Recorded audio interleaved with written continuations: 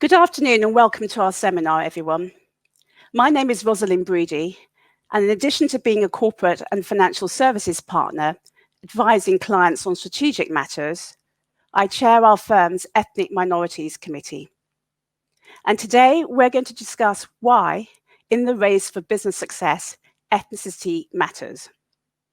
I'm so pleased to introduce my two Wedlake Bell employment law colleagues, Richard Isham and Laura Conway, and also Anthony Horrigan of Spectral, a tech company who specialise in diversity data analysis. And together, we're going to provide you with insights and advice on this important topic.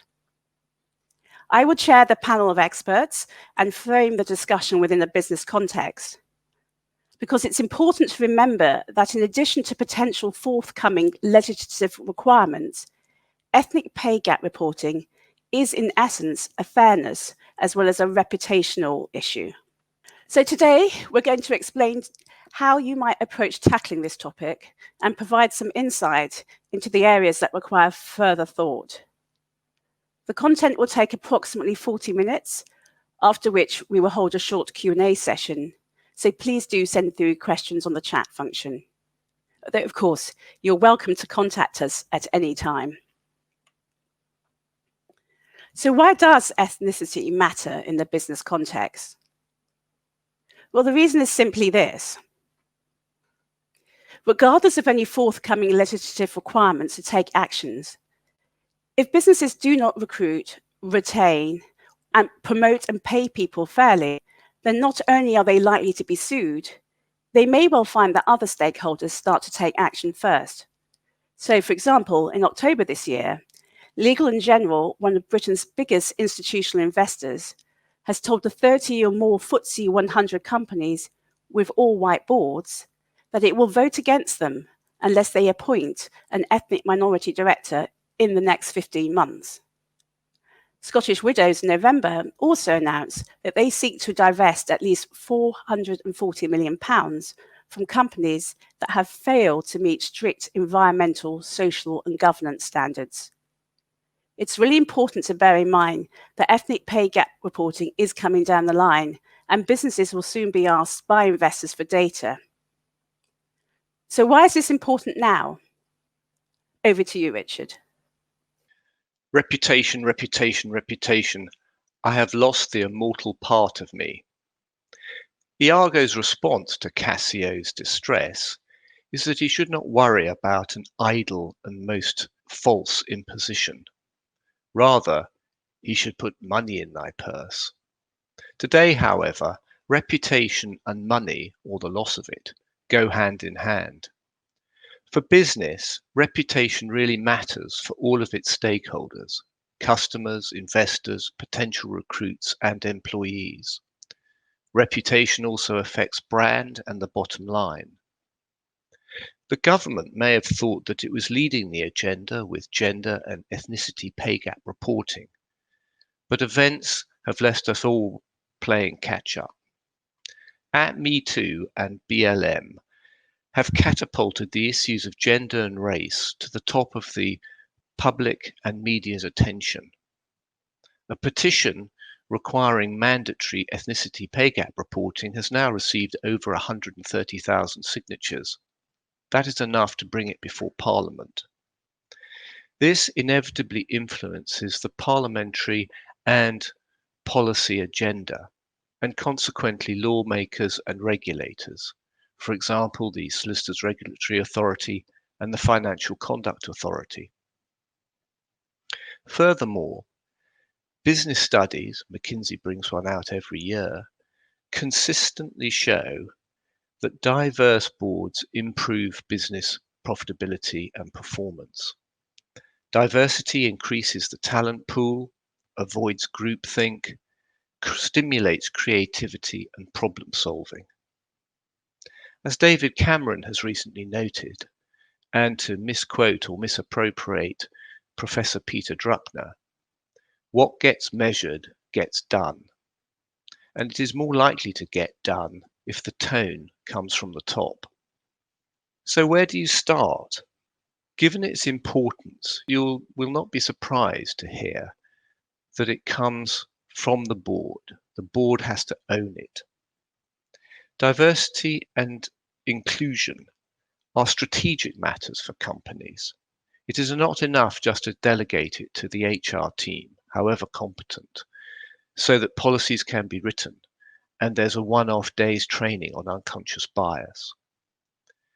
Boards must discuss it, understand it, and then set diversity objectives, ensure that the company has a diverse pipeline of succession, and instruct its executive search agents to ensure that diverse candidates are put forward for all key roles. Undoubtedly, the issues of race and ethnicity are challenging to talk about, but I and my colleagues will try. And in doing so, our intentions are good, and our desire is to foster a positive contribution to effect change and improvement. I say this deliberately, as articulating this should be the starting point for the board and leaders generally. Because if it is clear and authentic, if you subsequently misspeak, you stand a chance of receiving forgiveness. That said, the discomfort over the conversation concerning race and ethnicity arises oftentimes because boards are often not ethnically diverse. There is a fear of saying the wrong thing and being called a racist. This leads to significant risk to personal reputation and the fear of legal action. Look at what has happened to Greg Clark, the former chairman of the FA. Lazy, or reverting to type, language has rightly led to his departure. Although it's true to say in his case, he has formed for such gaffes. Leaders have to embrace and live inclusion, and this includes working hard to keep abreast of how the vocabulary of race and ethnicity changes. On this point, we'll hear how the acronym BAME has become controversial within ethnic minority groups because it groups people by way of colour but divides them by way of culture, and that it can be counterproductive in relation to ethnicity analysis, including pay gap analysis. Racial terminology is daunting and sensitive, but it has to be said that change is only possible if the fear of doing nothing outweighs the fear of doing something wrong. A very senior and respected researcher on the 2017 Parker Review, Dr. Doyen Atawolungan, has very cleverly and helpfully captured this by coining the terms race fluency and diversity fluent, which means how confident and proficient people are in understanding and articulating differences in career outcomes for diverse groups. For example, women, lesbian, gay, bisexual, and transgender, LGBT employees, disabled and BAME staff. Also, there are now dictionaries that assist us to learn race fluency and keep it up to date with the acceptable vocabulary with which to have the conversation concerning race and ethnicity. For example, you'll recall the BLM event in Lydney in the New Forest last summer. It was on, off, and then on again. In calling it off, the mayor wrote to the two organisers saying that all lives matter, so that at a time of COVID, the rally should not progress. The mayor and council got into a lot of trouble by using a phrase that had been used by right-wing and far-right groups to challenge and demean the BLM movement. All lives matter is accused of erasing the experience of black people. Having confronted the issue at board level, how do you implement a diversity and inclusion strategy? Helpfully, the McGregor Review has suggested a roadmap for implementation. So with this in mind, I will hand over to Anthony and Laura to deal with this key issue, during the course of which you will hear that the issue of gender and ethnicity pay gaps are only part, albeit one is already a legal obligation and the other is likely to become one, of the overall strategy required to make your business one to be proud of because of your achievements in relation to diversity and inclusion. Over to Anthony. Thank you, Richard. The Black Lives Matter social movement has been a catalyst for an acceleration in ethnicity pay gap analysis. Predominantly large and well-known companies have rushed to release reports, and others that were already examining this data have further highlighted their activity in this area.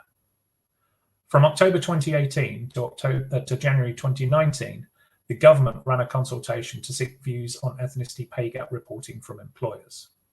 If this had followed the timeline for the gender consultation, we would have seen a full response with proposed legislation by March 2020. When this didn't materialise, as we heard from Richard, a petition was started, which closed in September 2020. The government have responded by stating that they will issue an update statement before the end of this year. While we wait for this, it's worth considering two things. How much more complicated ethnicity pay gap reporting is than gender, and the spectrum of ability already shown by companies with gender pay gap reporting. We have seen too many companies submit non-compliant reports for both 2019 and 2020. I won't go into the list of typical non-compliance issues, but we will be running a blog series on this in December. This is important to highlight because the gender pay gap reporting should be second nature by now. However, overall error rates are still way too high.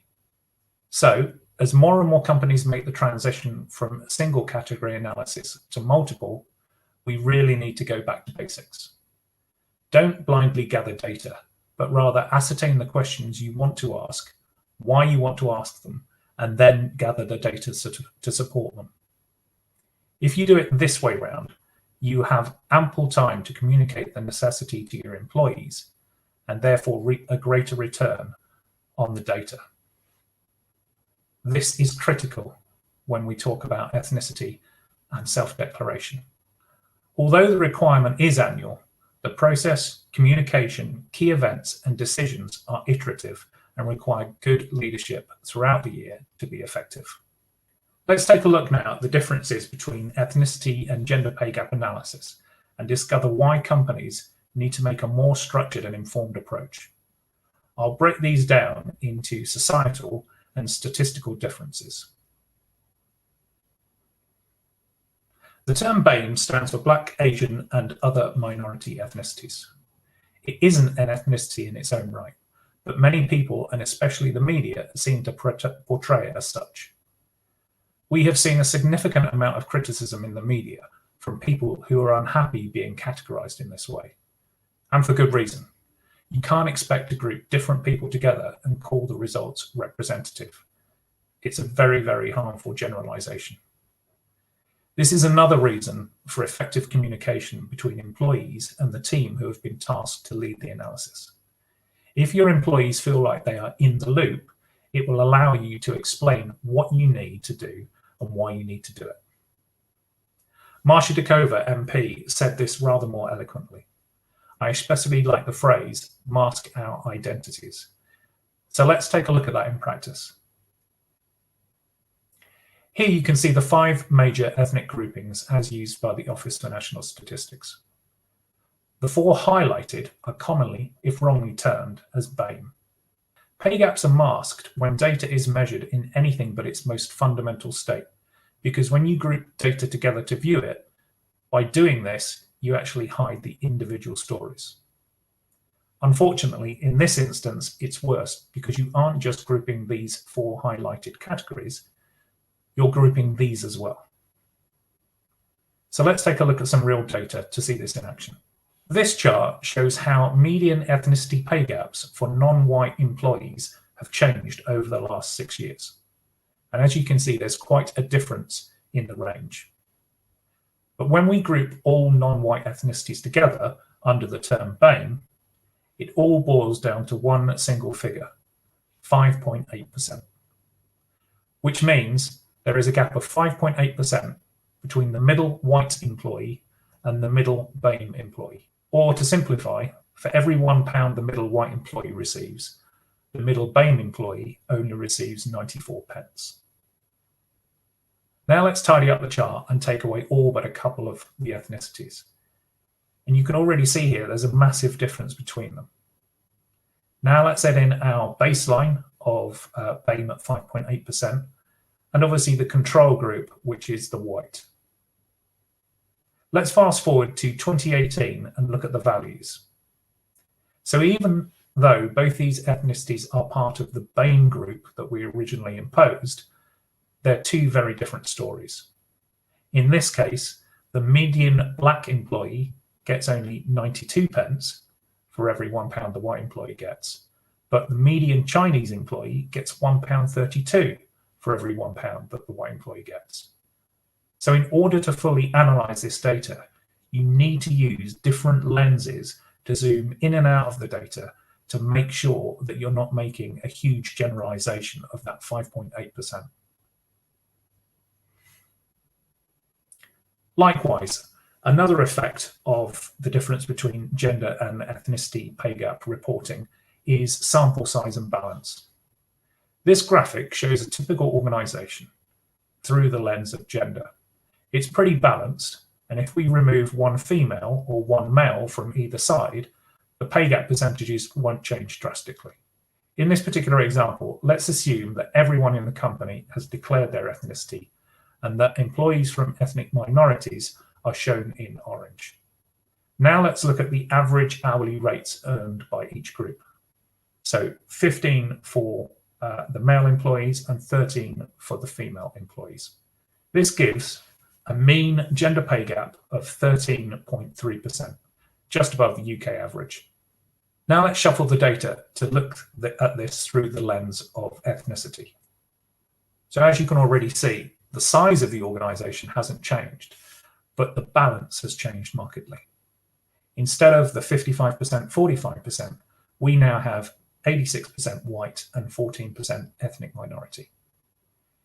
If we now say that the mean hourly rates are 15 for white employees and 14 for ethnic minorities, we get a mean ethnic pay gap of 6.7%, which, if you remember before from the last slide, is actually about half of the gender pay gap. Now let's take a closer look at the ethnic minority population. Here we see the average hourly rate again, £14. But let's assume that the first person in this group is a board member, but for one of a myriad of reasons, they're excluded from this particular report. Now, when we take them out, we see the average drop to £10. Now, this has been a very small change, but it's been a very big change in this small sample because we've lost that critical person.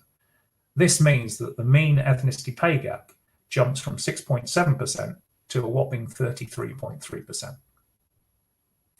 I see so many reports with phrases like, "We're pleased that our gender pay gap has reduced by 1.5% this year." But what do these companies say when, through the laws of statistics alone, the gap increases by 2% or 5% or 10%? Are you displeased? Are you unhappy? Or are you just plain confused at why the percentage is changing? So just to reiterate, a small change and a small sample can lead to a big change in the final calculated figure. So how do you combat these volatile changes in ethnicity pay gap reporting? You need to focus on something more meaningful than a pure pay gap percentage. You need to refocus on representation of the different ethnic groups throughout the pay range of your organization. If 14% of your employees are from ethnic minority groups, are they represented equally within your organization? Or do you have areas you need to focus on to improve that representation? So in summary, you need to get gender pay gap reporting right first. You need to assess the way you describe people in your organization. You need to beware of masking pay gaps and of imbalanced groups. And you need to focus on representation, not pay gap percentages. Thank you, Anthony. I'm now going to talk about some of the legal concepts that will underpin the approach you take to a diversity action plan. I think it's important to say that the law is not something to be afraid of in this context, but will hopefully give you the tools and the authority that you need to bring about change, as long as you are conscious of the risk areas and know when to seek advice. A key message we would like to get across is that diversity and inclusion is not the enemy of meritocracy. So firstly, I want to briefly mention direct discrimination.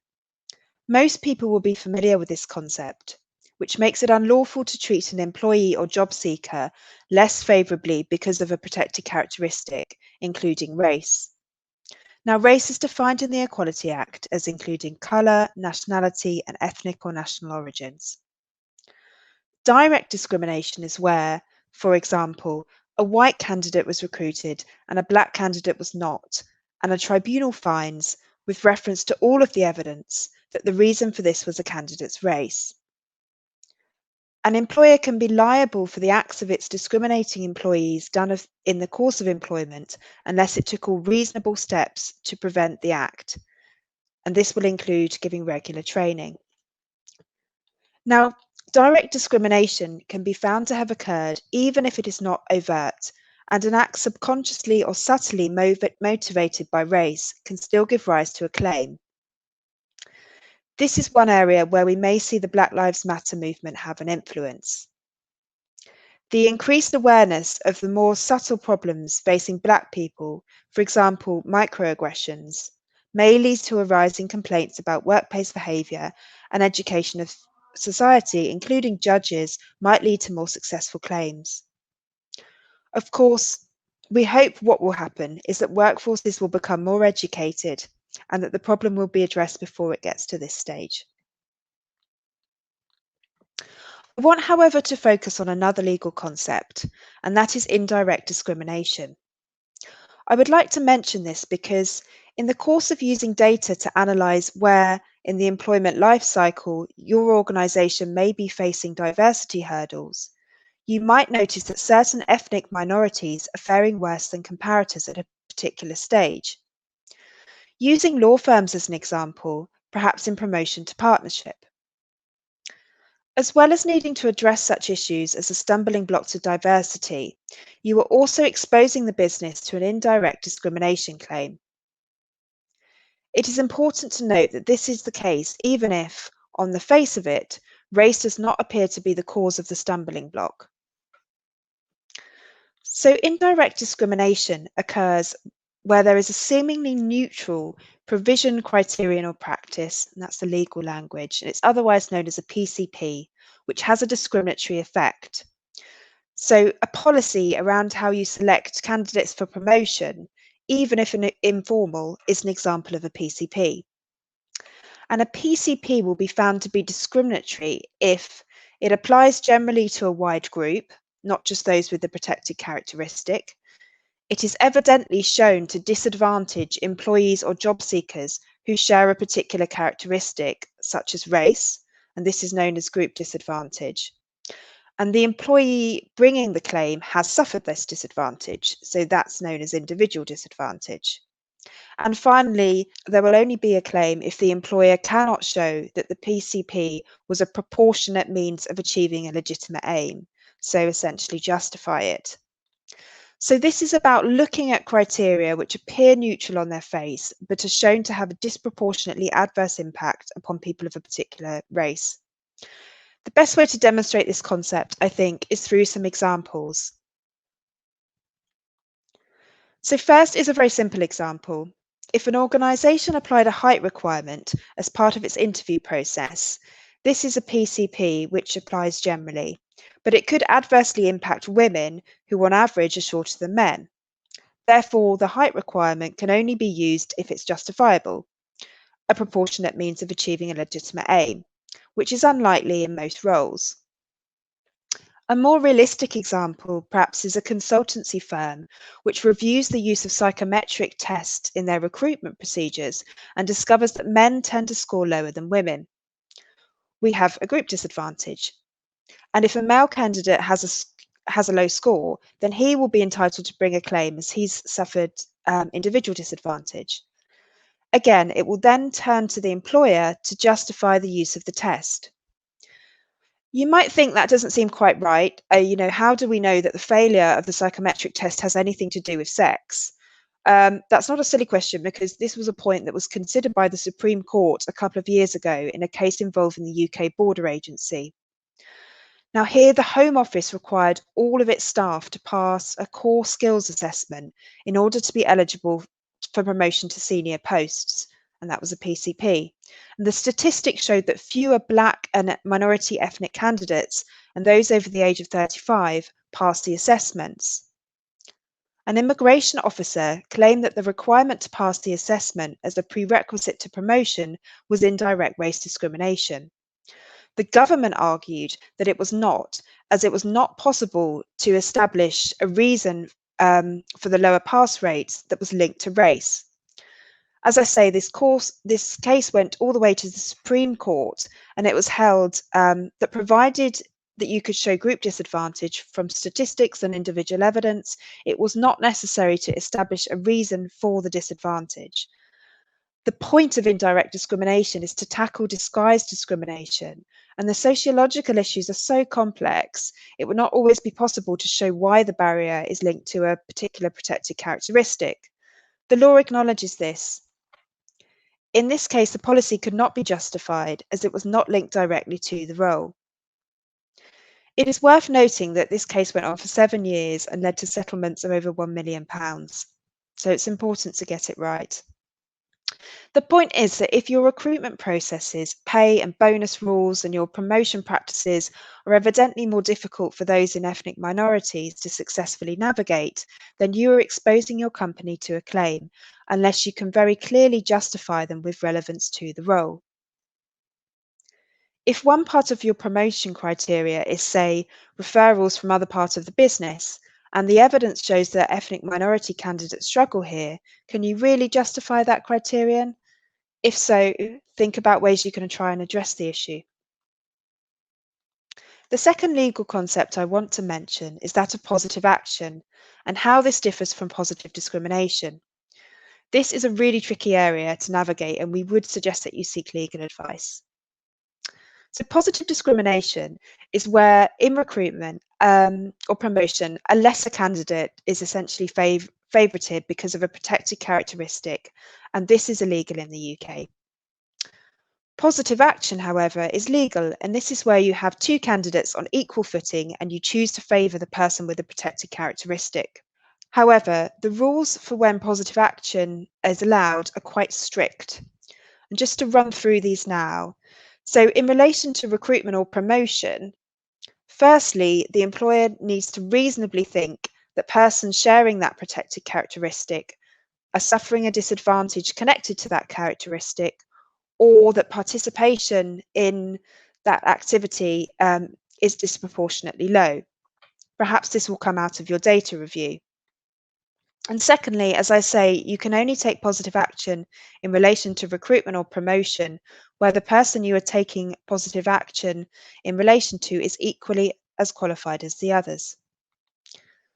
Thirdly, you should not have a general policy of treating persons who share that characteristic more favourably. So it's important to take a case-by-case approach.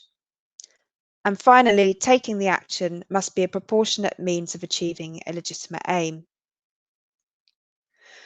So we had a case a couple of years ago on this point involving the police, brought by a white male candidate.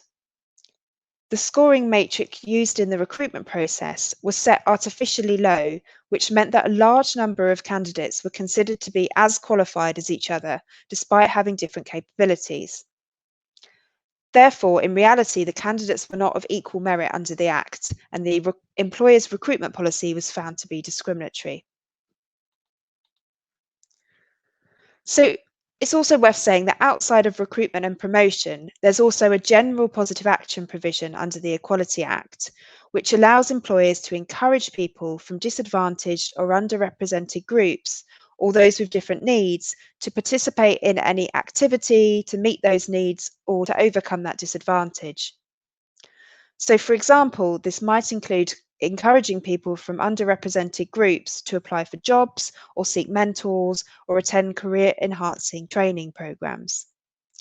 Again, the action needs to be proportionate, and here data and feedback on what is and what is not effective will be really useful. As the workforce becomes galvanised to promote diversity, there really is a danger that those who do not understand the rules trip up with best intentions. So we would recommend training around positive action for all of those involved in recruitment decisions, because it will be a key tool in the battle for a diverse workforce.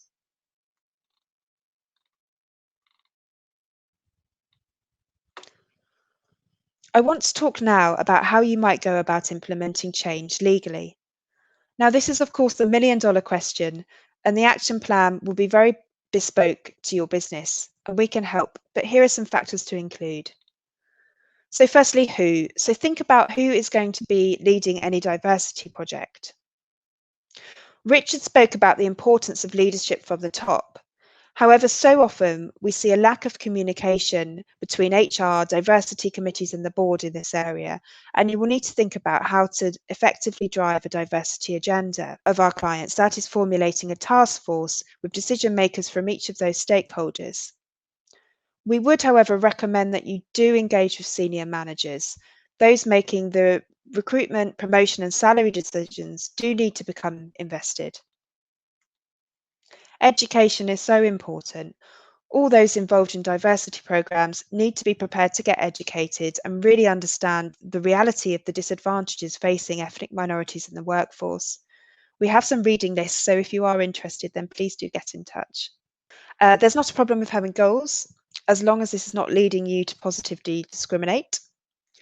And we say empower and seek buy-in. So if your employees trust that there are good intentions and that the organisation is not just playing lip service to any D&I project, then they are more likely to engage, share their categorisation data, which is key, and share their experiences, including around microaggressions. Those involved in any diversity project and the board will also need to be held accountable. Let's remember Richard's quote, "What gets measured gets done." Once you are confident with monitoring and reporting in this area, you can use the statistics to record progress. And finally, do seek legal advice if you believe that you have a problem area. Engaging lawyers to assist with the review can attract legal privilege, which will allow you to consider and solve the problems out of the disclosable spotlight. Now, for my final section, I will look at the practical steps you can take to try and increase diversity.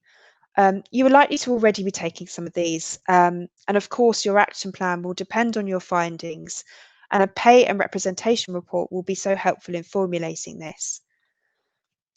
It's worth noting also that in the future there's the possibility of a legal requirement to report on your action plan as well as your pay gap. So some ideas: look at your recruitment pools. Are you getting enough ethnic minority talent through? How do you recruit? If you use recommendations and word of mouth recruitment, then keep a record of this and track the ethnic makeup of those candidates, because you might get some quite interesting findings. Think about what recruitment consultants you'll use and use those that encourage diversity. Consider outreach programs and your organisation's role within the community to encourage minority applicants to consider a career with you. For example, we recently saw the launch of the hashtag 10,000 Black Interns campaign. Think about blind CVs where candidates' names and scores are removed, or using recruitment tools which encourage social mobility. Recruitment and promotion criteria. Look carefully at this and consider what I said about indirect discrimination. Can you really justify your approach? Now, there is, of course, reason for opinion, but make sure those making the decisions are educated and challenged. Think about how work is distributed when looking at any barriers to career progression. How do opportunities come along? Have an open discussion with managers about this and the need to look outside of those they have the most in common with. Educate the workforce to remove unconscious bias and microaggressions through regular training and engagement discussions. And finally, mentoring and sponsorship programs are often successful and do not need a diversity tag. Look at your pay gap report. Do you pay for like work? If not, why not? We know that transparent pay systems create equality and fairness. This will come with some legal issues if you need to do some levelling up, and we can help you with that. Consider your organisation's wider social responsibility. Think about services that might be outsourced, such as cleaning and catering. What would your pay review look like if you included those people, and are you happy with the level of any gap? So I've put in there address issues as they arise. Now, you might discover that the reason that certain ethnic minority candidates are not progressing is actually because of performance. Now, of course, you need to examine this reasoning closely, but if this is the case, you must front up to performance concerns, otherwise you are going to get into a difficult situation. And finally, use exit interviews and track those who are leaving the organisation. So to summarise the legal considerations and approach, you first need to assess your business pay gap and representation so you can track improvements. You will then be able to identify areas where you have a representational or pay gap problem.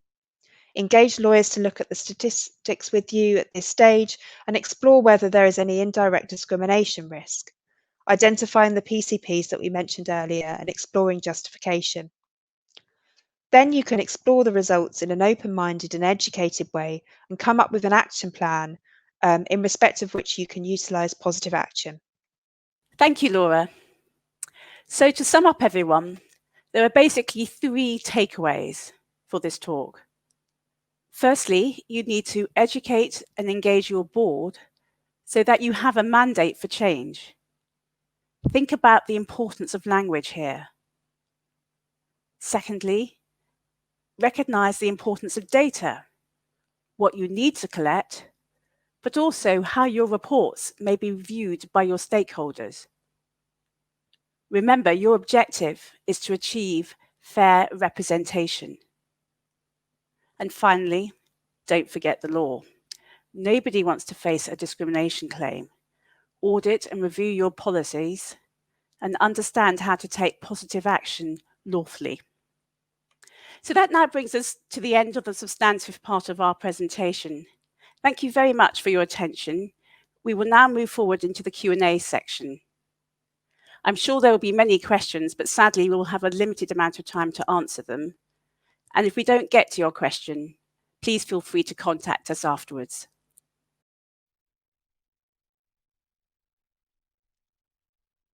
So, as we begin our Q&A, let me remind you who's on the panel today. I have my 2 colleagues from Redlake Bell, Richard Isham and Laura Conway, and of course, Anthony Horrigan of Spectral.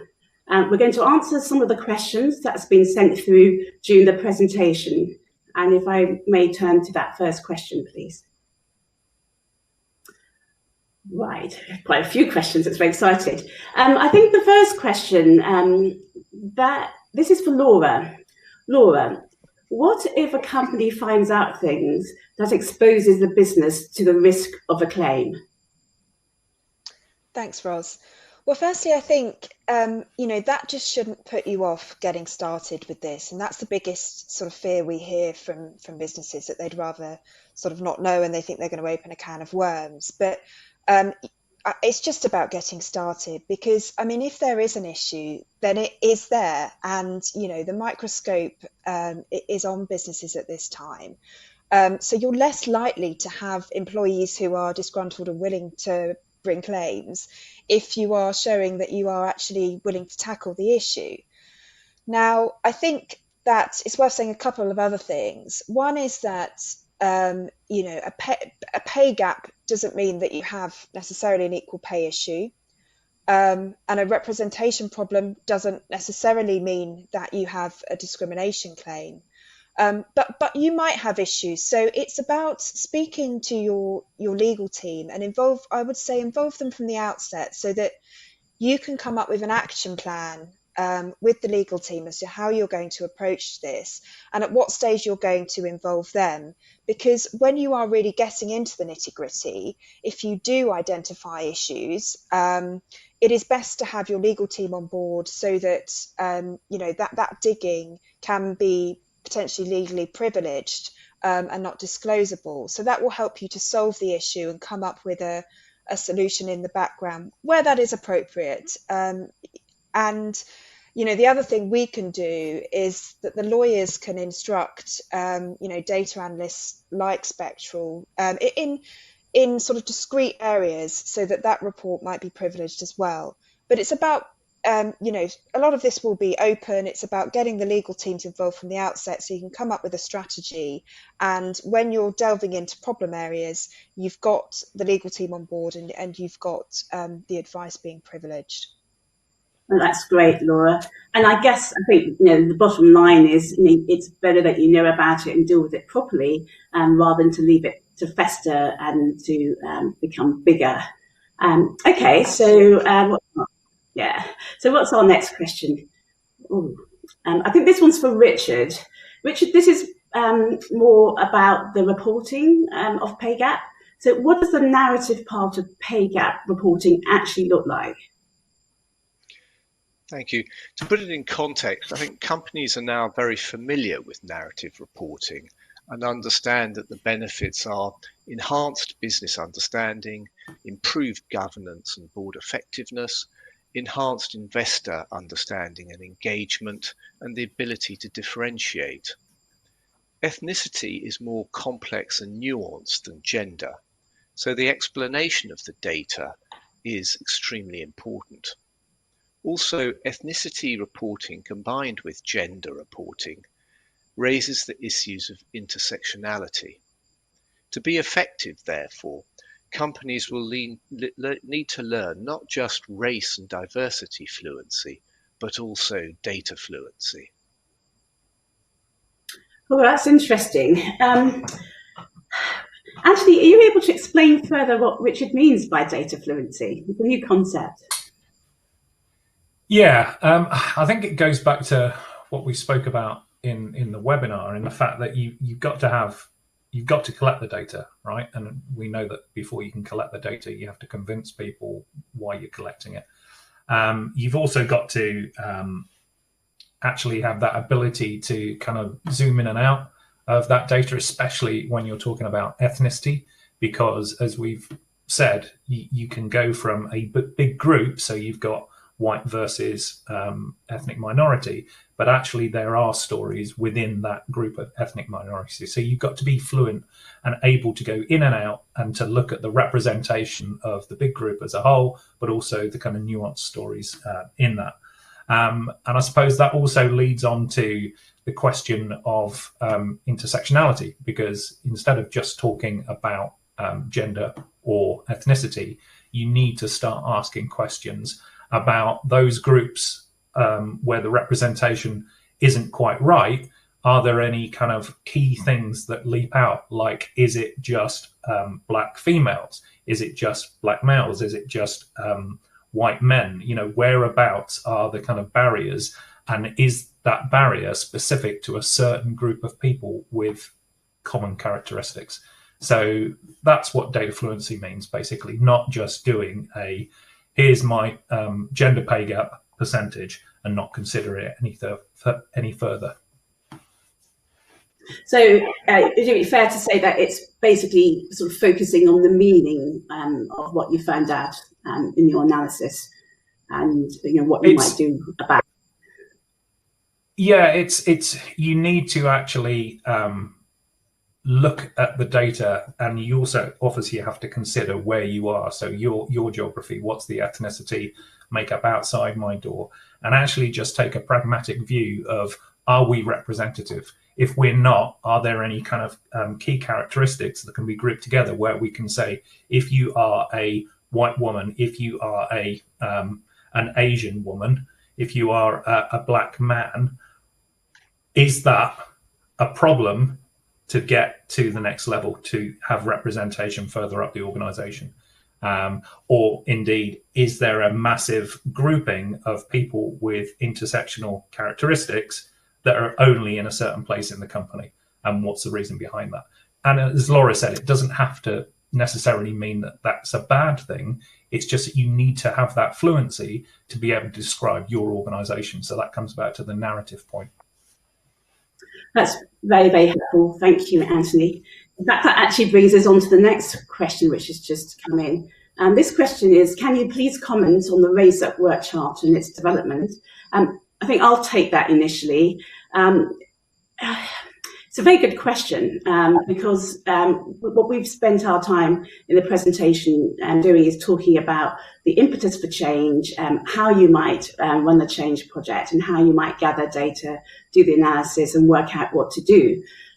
What I think is really interesting about the update on the Race at Work Charter is that that also addresses the actual personal experience of ethnic minority people in your organisation. And there were some really interesting facts and figures, and I really would urge people to read it. Something like 25% of, they call them BME persons, reported racist harassment and bullying at their workplace, which is shocking, really. And then the other point is people felt that they weren't getting help with career progression. And there was also some discussion about, and this is also in the Parker Review, about recruitment agents and developing pipelines. So the person who answered this question, we're very happy to take this offline, but I think this really goes to the heart of the matter. What does the change actually mean for people? So, sorry, just Laura, do you want to come in on that? Yeah, I was just going to come in on your point about bullying and harassment, because something we didn't really talk about in the webinar, but it obviously is so important to create an environment where that does not occur. And, businesses need to really be looking at their policies, but their actual practice. And I think we are starting to see a change in the approach to complaints that we're getting about bullying and harassment from ethnic minorities, similar to the change we saw after #MeToo, where ultimately there was more of an impetus to fairly and properly investigate and independently investigate these complaints. And that's brilliant. And businesses really do need to work on this and make sure that they're doing that. And I think partly that will come with the education piece that we talked about as well. You have to be educating your senior management to understand the real issues experienced by ethnic minorities in the workplace, so that they can properly address the complaints that are coming through. Well, thanks, Laura. The next question is actually for Anthony. Anthony, in your experience, where ethnicity data has been captured so far, how willing have employees been to share or submit their data? Strangely enough, I think all of these questions seem to be related. And that comes back to Laura's point about bullying and harassment. If you think about it, if you are of a protected characteristic that's experiencing bullying and harassment, and then somebody, without saying anything else, comes up to you and says, by the way, you need to go on record, tell us what your ethnicity is, all of a sudden you are going to be thinking the worst. Why do you want to know that? So I think it's actually massively important that this is led from the top. This is a board issue that then needs to delegate responsibility and accountability to a team and make that transparent. Make it so that every single employee knows that the reason they're giving that data isn't because they're going to be segregated or they're going to be, easily identifiable for some kind of redundancy thing. It's because things need to change and you want to treat everybody fairly. So if you come out with that transparency and that kind of openness, you'll build the trust and people will allow you to have the data. And again, something we can take offline, but GDPR is not a barrier to this. GDPR is the framework that allows you to do it, not the thing that prevents you from doing it. Yes, thank you, Anthony. I mean, in essence, there's a lot of complexity in making things happen, but it doesn't mean that these things shouldn't happen. And actually, businesses are about solving problems. So, it's just something you kind of solve with advice if you need it. And the next question that's come through says, with a significant number of 350 boards set to increase the representation of ethnic minority directors on the board over the next few years, how do we ensure that the recruitment process remains impartial and fair? And I think I'm going to direct that one firstly to Richard. Thank you. The Equality Act does cover the issue of recruitment specifically, and it goes back to what Laura said, understanding what is allowed by way of positive action. So you can build a strategy to improve your diversity and inclusion. And part of that strategy will be using positive action. And in the recruitment area, as Laura said, you are entitled to ensure that advertisements go out to publications that may have a greater ethnic minority readership, and you can collect candidates.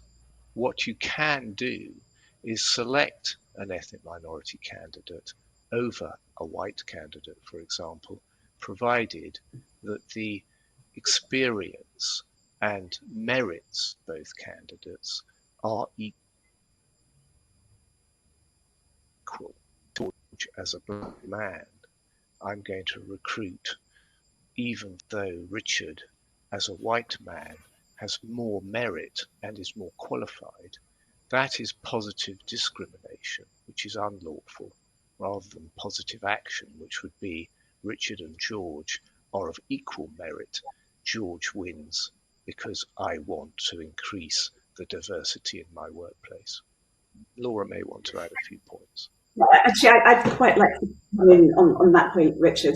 I think the other aspect of this question is that it's making sure you've got a big enough pool of candidates. And if you look at the Parker Review, one of the key issues that was identified there was making sure that your recruitment consultants were actually actively building up databases of suitably qualified candidates, which could fulfill these roles. So it's not a question of necessarily having to take someone that's not qualified. So yeah, there's a lot of work to be done in that respect. What I would do now, we've got quite a few, we've got loads of questions actually, and there's quite a lot of data and analytic questions, which I'll come back to the end. What I'd like to do is take a more general question, which says, what advice can you give to companies in relation to structuring a comprehensive ethnic diversity policy? And I think, who would I like to take for this? Laura, if you could give us your thoughts on that. Yeah, absolutely. I think it comes with planning. But I think the key point that we try to get across is, engagement and having the right people involved, because you really need the right hand to be talking to the left hand. You've got the senior people from the board. You want to have managers really engaged, because ultimately they are making the decisions that will affect an employee's progression through the up the chain. So my biggest sort of starting point tip would be to make sure you've got the right people engaged and educated from the outset, and then you've got to gather the data. You need to be analysing that, but those people need to be educated, need to be committed, and you need to be planning when you are going to come back and review how the policy is progressing, to make sure that it is effective. Thank you, Laura. So this is another data question for Anthony. Do you believe that companies have the necessary statistical expertise, whether at board level, in HR or elsewhere? And is there a risk that bad analyses will undermine trust in EPG reporting and diversity efforts in general? Good question.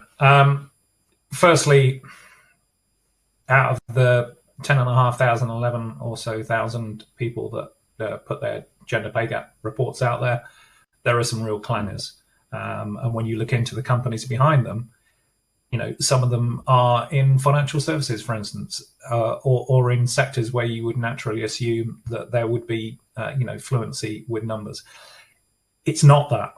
It's that you are asking somebody who hasn't been part of it for, you know, years and years to actually take legislation, which is quite dry and quite narrow, and then actually put it into the context of their company and go through all the myriad of different kind of rules and if this or but that, and actually get to a stage where the data that they've got is good enough, and then ask them to do anything more than just a very simple algorithm of men minus women divided by men, and come up with something that's meaningful.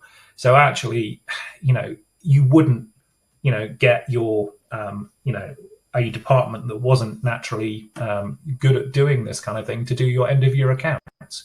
You get an accounting firm, and then you would have that assurance that you'd had an audit and that what you were going to put out there was accurate.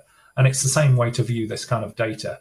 It needs to be audited. It needs to be kind of, you know, assured that what you're going to say, and then obviously what you're going to do in your action plans, has actually got a nice audit trail of from where it came and what it's saying and what you're going to do about it, and then if it changes. So it should very much be viewed as more of a kind of, you know, a full-on process than just something that needs to be done because people are, you know, asking us for it. Oh, actually, Anthony, a very sort of similar question came in on that point, which I'll ask you now as well, because you might pick up any extra pieces. And this question was, how would the panel advise FTSEs to adopt data fluency over the next 12 to 36 months? Is the future embedded in data science streams? Is the data on pay gap reporting for ethnicity and gender? Does it need to be auditable? We already see how data is already being mismanaged by companies, and I can't quite read the end of the question. But in essence, I think this is very much an implementation of data analysis question. I hope I've got your question right, whoever. I think just the overall, again, massive subject. The overall thing is it needs to be done properly. It needs to be directed from the top, sponsored from the top, and then the middle needs to actually get on and do the work, and they need to be held accountable for it. You can't expect people internally to be able to do all of this because that will be taking them away from other things they should be doing. So you really need to do this, you know, professionally and actually have an action plan of, you know, from the very start of this process, and it's iterative. It doesn't stop. You start doing it and you just adjust as you go. But yeah, again, this is very much an offline kind of thing to you know, properly answer. It's a little bit bigger than a couple of minute answer. Yes, so one more question. Will the ethnicity criteria in the census in 2021 help guide how we collect ethnicity characteristics? And this categorization is also being discussed in the Parker Review. So, you know, they talk about people of colour. So I don't know if you could share some insight on that. I'll start with Richard, and we'll come back to Anthony on the data analytics, because I know, Richard, you know, you're particularly interested in the use of language and what those terms mean for people. I think it will be helpful. Clearly, people have given a lot of thought to what they want to collect in the census. I think I would caution that at one stage, I think there were 19 or more ethnicity types. Whether that is practicable within an employer's organization, I think you do need to consider that. But not the important thing is to think about it, have an action plan, as Anthony has said, and then put forward a confident consultation. And if the ethnicity groupings that you have chosen are considered by your workforce to be too narrow, then do be flexible and understand what the issues are. Like many things, it is all about communication, and clear communication needs clear language. And with the language around ethnicity and race, you do have to pay attention to race fluency so that you don't ruin what would otherwise be a really positive project in the business by using lazy, casual, or, God forbid, offensive language. That's really helpful, Richard. And I think that takes some of the fear factor. You know, some of the questions we were having, people clearly are a bit worried about implementing these projects. But I think if you have trust and a good culture in your workforce, and you show that you're thinking about language, it doesn't matter if you inadvertently say the wrong thing. People are happy to correct, but you've got to be happy to listen. And I think just on that ethnicity criteria in the census, I'd quite like to go back to Anthony to see what he feels on that point. I've got nothing. All I'm going to say for Richard is what he said. It hit the nail on the head. It's as simple as that. Okay. The only thing I'd be aware of is if you wanted to then look outside your organisation at the wider world, if you have gone down that route of being quite nuanced with, you know, certain ethnicities that you're now collecting, you've then got to have a kind of mapping process so you know how what you are internally compares to the external picture, because you don't want to start making wrong inferences and getting things mixed up and then actually starting to do work in a direction which isn't quite the right one. Thank you. So we're coming to the end of our questions, and I really want to thank you all again. And I'd like to thank Laura, Richard and Anthony for their great presentations and for answering some quite tricky questions. I'd like to thank the audience for attending. We really hope you enjoyed the presentation, and really hope that if you have any further questions, you don't hesitate to get in contact with us. So this brings us to the end of our presentation, and I'd like to say thank you and goodbye.